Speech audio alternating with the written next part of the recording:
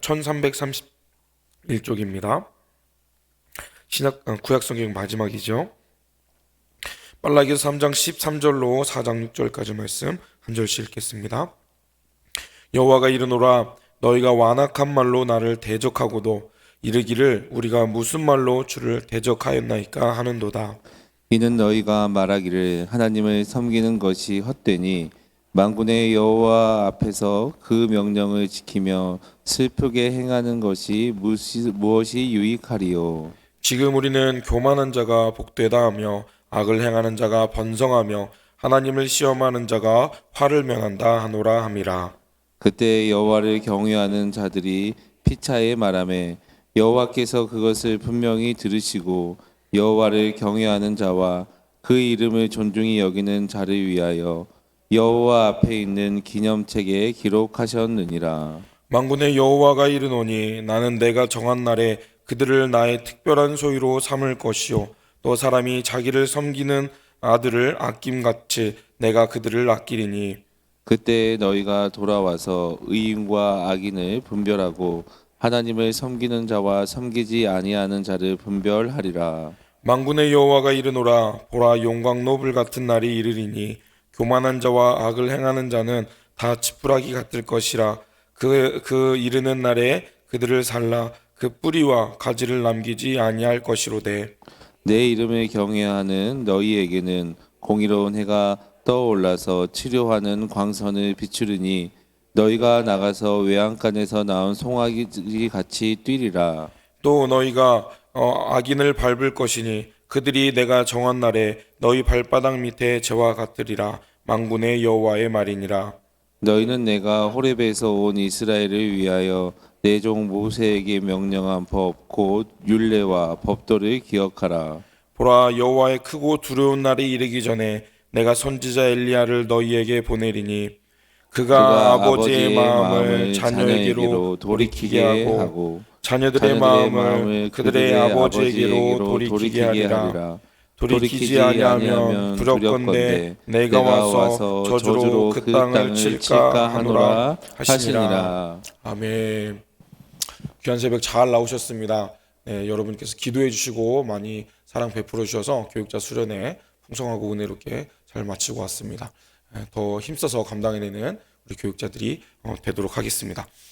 오늘은 구약성경의 마지막 우리가 함께 읽었던 이 말라기서의 마지막 부분을 함께 읽게 되었습니다. 이 말라기서는 구약과 신약을 잇는 다리 역할을 감당하고 있는 그런 예언서입니다. 특별히 말라기의 마지막 핵심은 여호와의 날에 있을 일들에 대한 예언이 담겨 있습니다. 악인과 의인으로 구별된 이 두 부류의 사람들에게 이 여호와의 날은 때로는 멸망의 날이 될 것이고 때로는 희망의 날이 될 것임을 이 말라기서는 이야기하고 있는 것이죠. 오늘 말씀에서 하나님은 직접적으로 선언하고 선포하는 내용들이 담겨 있습니다. 말라기는 논쟁에 대해서 다루고 있는데 이 마지막 논쟁의 핵심 또한 하나님께서 언약하신 것을 신실히 지키시는 분이심을 나타내는 것이고 또 하나님의 정의에 대해서 회의적인 반응을 보였던 그 이스라엘이 여호와의 날이 임하게 될 때 어떠한 증거를 받게 될 것인지를 경고하는 내용으로 볼 수 있겠습니다. 현재 이 당시 말라기 시대의 이스라엘은 잘못된 생각을 가지고 있었습니다. 하나님께서 언제 우리를 사랑하셨느냐라고 하나님께 되묻는 그런 잘못된 행동들을 하고 있었던 것이죠. 오늘 말씀에 기록된 표현들을 빌어서 이야기하자면 언약 백성이 하나님을 섬기는 것이 헛되다고 그들은 여겼습니다. 그리고 악인이 번성하는 것을 불평하고 있었죠. 그들의 잘못된 생각에 하나님은 그들에게 다가올 그날을 경고하고 계십니다. 그날은 심판의 불로써 악인이 의인으로부터 분리되는 일이 있을 것이고 또 의인들은 하나님의 정의에 따라 그들의 의로움을 인정받는 날이 될 것이다 라고 말씀하십니다. 그날은 악인들을 소멸하는 불의 공포와 또 의로운 태양이 치유하는 그런 날이 오게 될 것임을 나타내고 있죠. 우리는 한 해를 마무리하고 있습니다. 특별히 또 며칠 후에 성탄절을 우리가 앞두고 있는데요. 우리가 우리를 위해 이 땅에 오신 예수님을 기억하면서 이 말라기 시대의 이스라엘 백성들이 어떠한 잘못된 생각을 했는지를 우리가 기억하기 원합니다. 그리고 이 말라기가 기록된 이후에 400년 동안 하나님은 침묵하셨지만 결국 그의 아들을 우리에게 보내주심으로 하나님이 여전히 우리를 사랑하심을 우리에게 나타내 주셨는데요. 우리가 이 말라기 시대의 이스라엘 같은 실수를 하지 않고 다시 오실 주님 앞에 부끄러움 없는 그런 그리스도인들이 되어야 되겠습니다. 오늘 이 말씀들을 통하여서 우리의 삶을 돌아볼 수 있는 그런 은혜가 있기를 주님의 이름으로 축복합니다. 오늘 함께 읽었던 13절의 말씀 같이 읽겠습니다. 여호와가 이르노라 너희가 완악한 말로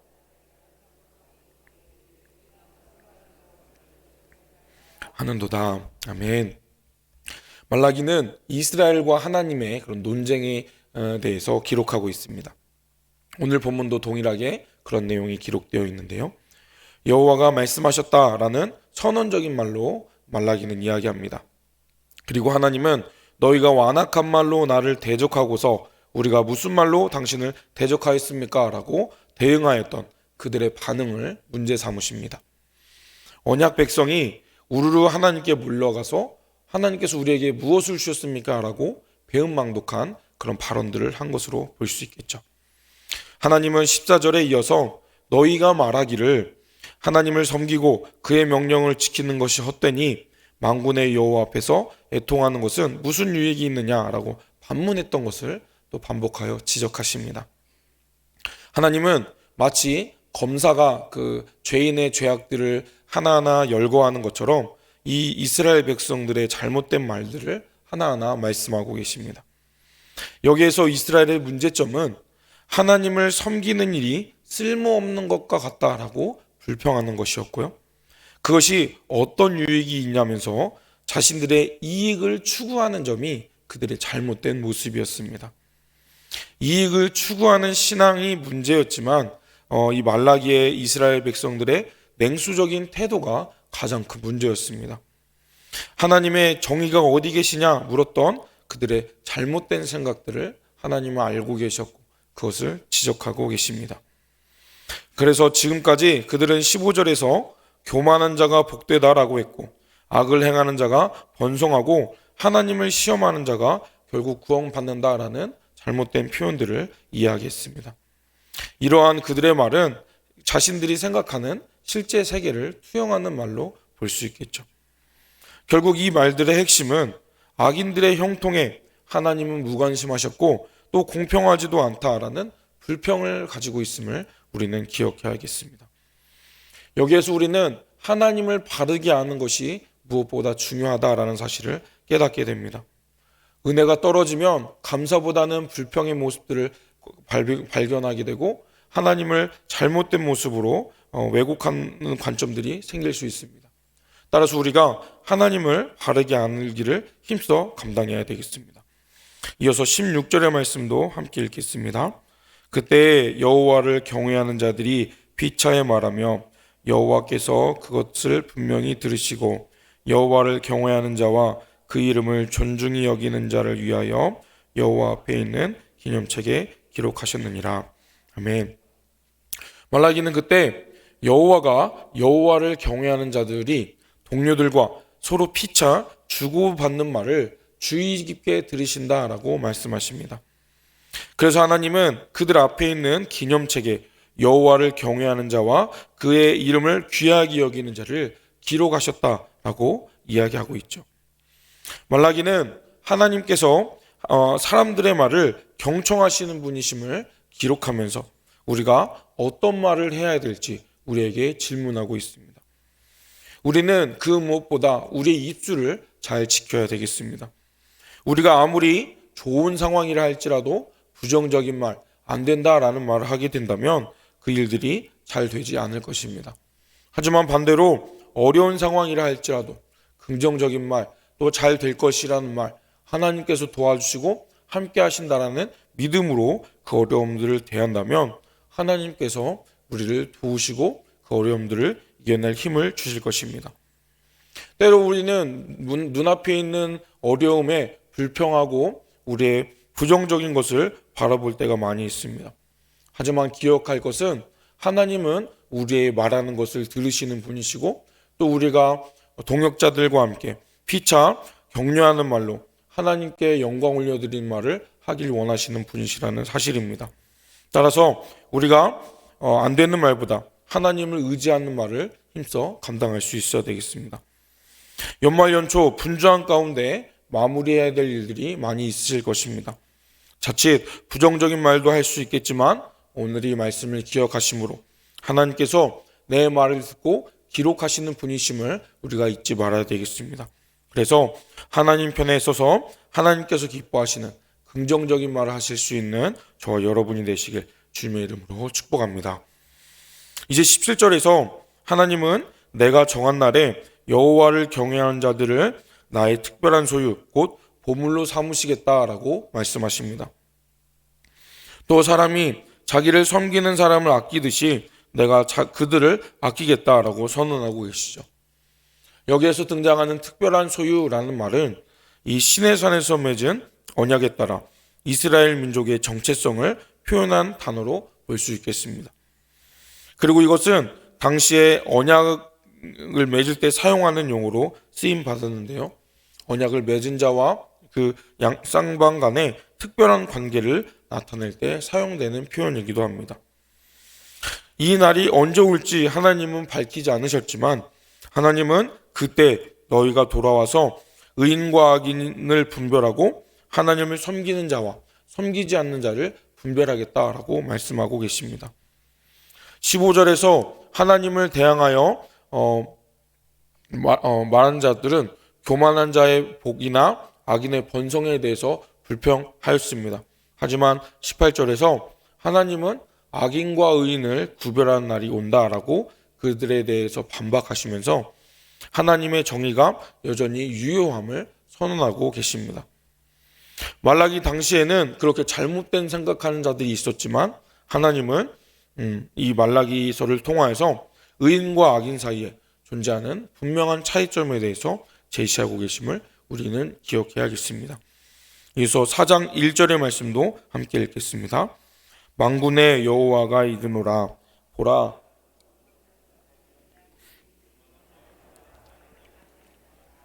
것이라 그 이른 날에 그들을 살라 그 뿌리와 가지를 남기지 아니할 것이로되. 아멘. 이제 만군의 여호와가 임하시게 될 그 마지막 날에 재앙과 구원이 있을 것임을 선언하십니다. 말라기는 이미 여호와가 오시는 날을 예고하신 대로 하나님께서 행하실 것임을 말씀하십니다. 그날이 오고 있고 그날은 용광로처럼 불타는 날이 될 것이다 라고 말합니다. 불은 이 심판의 날을 의미하는 그런 상징적인 표현인데요. 이 불이 불타는 날이 오면 불순물 같은 자들은 없어지고 또 하나님을 경외하는 자들에게는 회복과 은혜가 있을 것임을 강조하는 표현입니다. 악인들은 그 악인들의 욕망이 불로 소멸하듯이 하나님의 심판의 날이 올 때 그들은 소멸될 것이고 그날이 온다면 그런 악인들이 뿌리와 가지까지 남김없이 불타 없어질 것임, 그런 소멸이 있을 것임을 경고하고 있습니다. 그러나 2절에서 만군의 여호와의 이름을 경외하는 너희에게는 공의로운 태양이 떠올라 치료하는 광선이 바르게 될 것임을 이야기하고 있습니다. 여기에서 언약 관계의 중요성은 이제 심판받는 자들이 서로 다른 두 가지의 결과가 있음을 깨닫게 됩니다. 말라기에서는 이제 하나님을 경외하는 자들은 돌이킨 자들이고 하나님의 승리와 정의를 열망하는 자들임을 이야기하고 있습니다. 따라서 여호와를 경외하는 자들에게는 의로운 태양, 치료의 빛, 회복의 능력이 있게 될 것임을 이야기하고 있는 것이죠. 본문에 나온 이 의로운 태양이라는 표현은 구약 성경에서 유일하게 이곳에 쓰인 표현이라고 합니다. 당시 이스라엘 주변에 있던 나라들은 태양을 숭배하는 그런 문화가 있었는데요. 이스라엘이나 페르시아에서는 태양신이 정의로운 신, 공의로운 신으로 그들을 섬겼다고 합니다. 하지만 이스라엘에서는 이 태양을 언급하는 것이 조금 조심스러웠던 것으로 보입니다. 하지만 이 태양 또한 하나님의 피조물이고 또 태양을 통하여서 이제 의로운 하나님께서 하실 일에 대해서 강조하고 있음을 우리는 볼 수 있습니다. 그리고 이어지는 표현에 보면 너희가 외양간에서 풀려난 송아지처럼 뛸 것이다 라는 표현을 통하여 그날이 오게 된다면 여호와를 경외하는 자들에게는 자유를 만끽하는 날이 될 것임을 이야기하고 있습니다. 3절에서 또 만군의 여호와는 그들을 향해 너희가 악인을 밟을 것이고 그들은 여호와가 지정한 날에 너희 발바닥 밑에 재와 같을 것이다 라고 말씀하십니다. 밟는 행위와 또 이 발바닥이라는 표현은 전쟁을 승리한 왕이 전쟁을 패배한 자의 가슴을 발로 밟는 그런 이미지를 상상하게 하는 표현으로 볼 수 있겠습니다. 여기에서는 하나님의 심판이 승리자의 모습과 같이 임하게 될 것임을 강조하는 것이고, 또 하나님의 여기에서 승리는 하나님과 그런 하나님의 백성과 이방 민족들 사이의 그런 전쟁을 의미하는 것이 아니라 이 하나님의 언약 공동체 안에서 악인과 의인으로 분리될 것임을 의미하는 것으로 볼 수 있겠습니다. 마지막으로 4절부터 6절까지 말씀 같이 읽어보겠습니다. 너희는 내가 호렙에서 온 이스라엘 위하여 내 종 모세에게 명령한 법 곧 율례와 법도를 기억하라. 보라, 여호와의 크고 두려운 날이 이르기 전에 너희에게 보내리니 그가 아버지의 마음을 자녀에게로 돌이키게 하고 자녀들의 마음을 그들의 아버지에게로 돌이키게 하리라. 돌이키지 아니하면 두렵건대 내가 와서 저주로 그 땅을 칠까 하노라 하시니라. 아멘. 이제 함께 읽었던 이 부분에 말라기는 두 가지 결론으로 마무리하고 있습니다. 하나는 모세의 법을 기억하라 라는 명령이고, 나머지 하나는 이제 엘리야가 올 것임을 이야기하고 있습니다. 하나님은 호렙에서 온 이스라엘에게 내 종이라고 칭한 모세를 통하여서 하나님께서 특별한 법을 주셨는데, 그 율법을 통해 이스라엘 백성들이 어떻게 살아야 할지를 알려주고 계십니다. 마지막으로 그 하나님이 알려주신 법도를 기억하라라는 명령으로 이 말라기서는 마치고 있습니다. 모세의 법, 이스라엘과 하나님과 맺은 그 언약은 이제 언약의 기초이자 핵심이었습니다.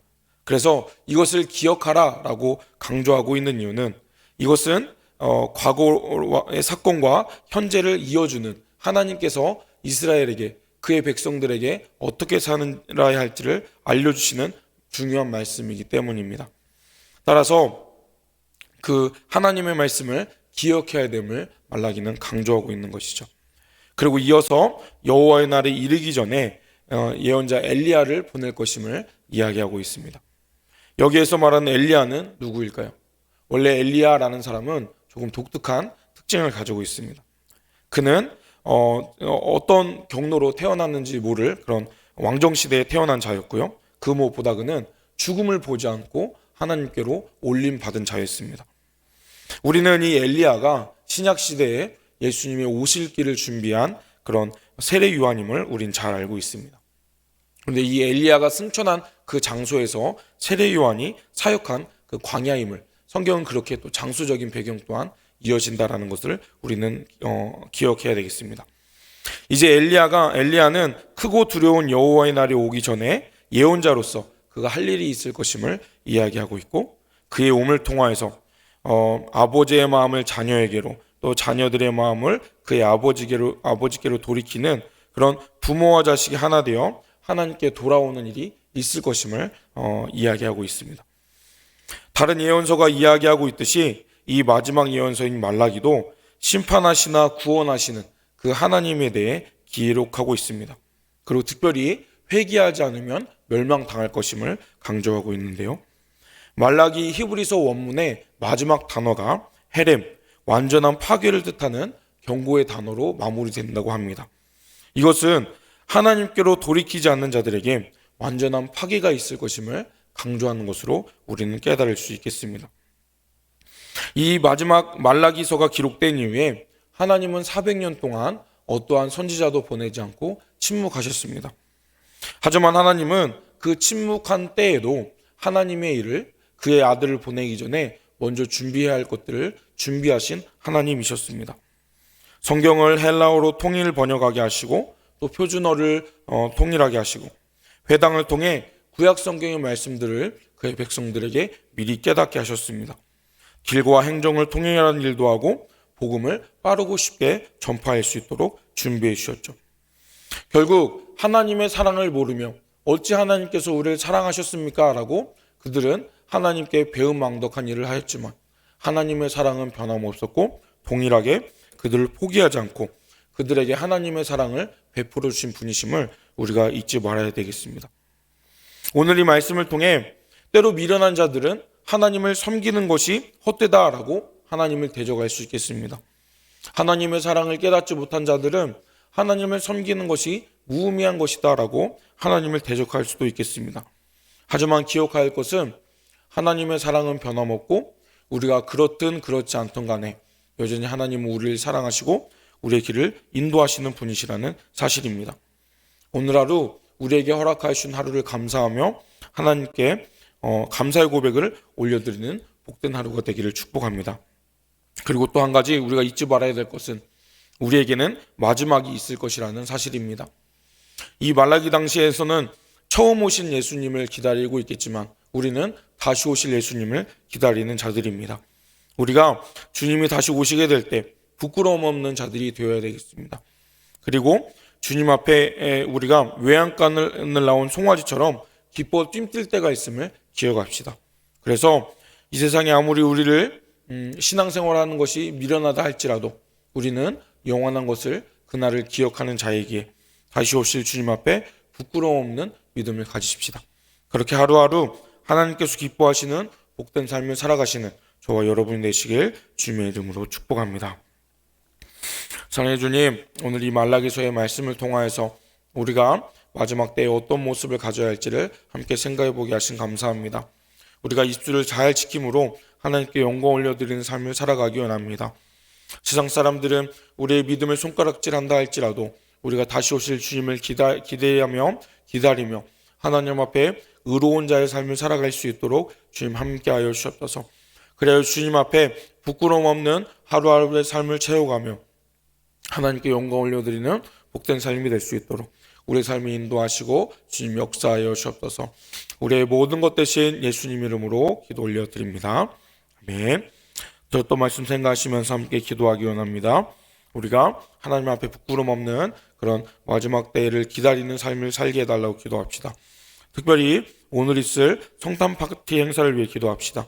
귀한 동역자들을 통해서 준비된 이 행사를 통해서 이 지역의 많은 유치원, 유치부 아이들에게 좋은 추억을 주고 또 교회의 발걸음을 내딛는 행위들을 통해서 이 아이들이 믿음이 자라고 복음이 들리는 시간이 되게 해달라고 기도해 주십시오. 10시 반부터 진행되는 그 행사를 통해서 온전히 주님께서 주인 되어주시는 순조롭게 모든 수서들이 잘 준비되어 질 수 있도록 기도해 주십시오. 12월을 분주한 가운데 한 해를 잘 마무리하며 내년을 준비하게 하시고 또 2025년에는 더 넘치는 감사와 기쁨이 있게 해달라고 기도합시다. 개인적인 기도 제목들을 놓고 또 연약한 성도들을 위해 이 시간 주여 한번 보시고 합심해서 기도하겠습니다. 주여.